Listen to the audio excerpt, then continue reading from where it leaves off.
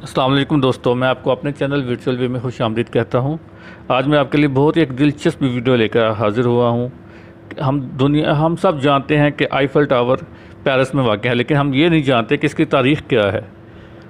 چلیں یہ کس نے بنایا اور اس پہ کتنی لاگت آئی۔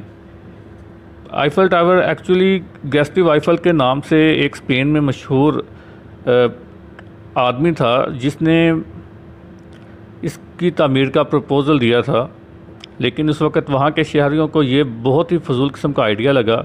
انہوں نے کہا کہ ہم کیوں اتنے پیسے یہاں لوہے کے ڈھانچے بنانے میں خرچ کریں اور پھر رات کو اسے دیکھنے کے لیے بے شمار لائٹس کا بھی بندوبست کریں۔ انہوں نے اس بیکار آئیڈیا کو مسترد کر دیا اور اس سے بولا کہ وہ اپنے اس پروجیکٹ کو جو اس کا یہ پروجیکٹ ہے اسے کہیں اور لے کر جا کر مکمل کرے۔ پھر ہوا بھی ایسا کہ بارسلونا سے 1000 کلومیٹر دور فرانس کے مشہور شہر پیرس میں گیسٹو آئیفل نے وہی ٹاور تعمیر کیا جسے آج دنیا آئیفل ٹاور کے نام سے جانتی ہے۔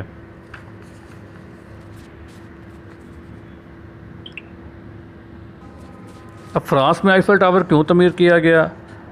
اس کے لیے 1899 میں فرانس انقلاب کو 100 سال جب مکمل ہونا تھے تو فرانسیسی انقلاب کی 100 سال کی سالگرہ کے موقع پر ایک یونیورسل بین الاقوامی نمائش کا اہتمام کیا جانا تھا، جس میں شاندار یادگار تعمیر کرنے کا فیصلہ کیا گیا اور اس کو بین الاقوامی نمائش کے داخلی راستے پر بنایا جانا تھا۔ اس لیے اس مقصد کے لیے مقابلہ ہوتا ہے جس میں 100 سے زائد فنکاروں نے یادگاروں کو بنانے کے لیے اپنے اپنے خیالات پیش کیے، جس میں یہ جو آئیفل ٹاور کا گیسٹو آئیفل کا جو آئیڈیا وہ قبول کر دیا گیا۔ یہ وہی پرپوزل تھا جسے اسپین کے لوگوں نے مسترد کیا تھا۔ اس نے 300 میٹر اونچا ایک ٹاور تعمیر کرنے کی تجویز دی تھی جو قبول کر لی گئی، اور پھر 1887 میں اس کی تعمیر پر کام شروع ہوا۔ آئیفل ٹاور کا نام تو گیسٹو آئیفل کے نام پر ہی ہے اور یہ آئیڈیا بھی اسی کا تھا، لیکن اس کا جو ڈیزائن ہے وہ گیسٹو آئیفل کے کمپنی کے 2 سینئر انجینئر نے تیار کیا۔ اب سوال یہ ہے کہ آئیفل ٹاور میں کون سا مواد جو شامل ہے وہ کس مواد سے تیار کیا گیا؟ چمک کو دیکھ کر تو ایسا لگتا ہے جیسے شاید یہ اسٹیل کا بنا ہوا ہو، لیکن یہ ہرگز نہیں۔ یہ آئیفل ٹاور آئرن کا بنا ہوا ہے جس کی تعمیر کے لیے خام لوہا مشرقی فرانس سے لایا گیا تھا۔ پھر اس آئرن کو فیکٹری میں لے جایا گیا اور وہاں پر موجود بٹی میں ڈالا گیا اور اسے ایک مخصوص شکل دی گئی۔ ظاہر ہے کہ لوہے کے ٹکڑوں کو پھر ادھر لے کر جایا گیا جس جگہ اسے تعمیر کرنا تھا، اور اس پر پینٹ کی ایک موٹی تہ لگائی گئی جسے ہر 7 سال بعد ری پینٹ کیا جاتا ہے۔ آئیفل ٹاور کی اونچائی اور وزن یہ تقریباً 300 میٹر اونچا ہے، جبکہ اس کی جو تعمیر مکمل ہوئی تب اسے دنیا کی سب سے اونچی عمارت کا اعزاز بھی ملا، جو کہ تقریباً 41 برس تک اس کا اعزاز رہا۔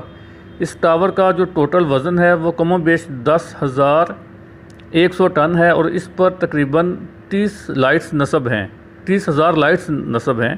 اس ٹاور کی 108 منزلیں ہیں اور 3 پلیٹ فارم ہیں۔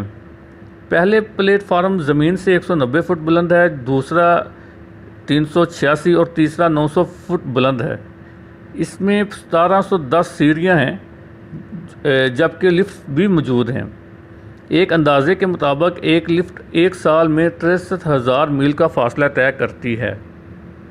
اب سوال یہ ہے کہ یہ کتنی دیر میں تعمیر ہوا، اس پر کتنا خرچہ آیا؟ اس ٹاور کو تقریباً 2 سال 2 ماہ اور 5 دن کے ریکارڈ میں تعمیر کیا گیا۔ اس کی بنیاد کو بنانے میں صرف 5 ماہ لگے اور باقی ٹاور کی تعمیر میں صرف 21 ماہ کا وقت لگا۔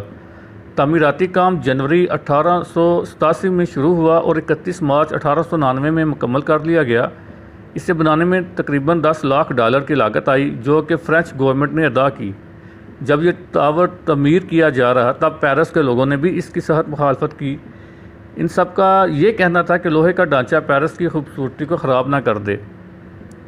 اس وجہ سے اسے گیسٹو آئیفل کو صرف 20 سال کا پرمٹ دیا گیا کہ 20 سال کا اجازت نامہ ہے، جس کا مطلب یہ تھا کہ ٹاور تعمیر ہونے کے بعد صرف 20 سال تک قائم رہے گا اور 20 سال کے بعد اسے یہاں سے ہٹانا ہوگا، یعنی توڑنا ہوگا اور ختم کرنا ہوگا، لیکن ایسا نہیں ہوا۔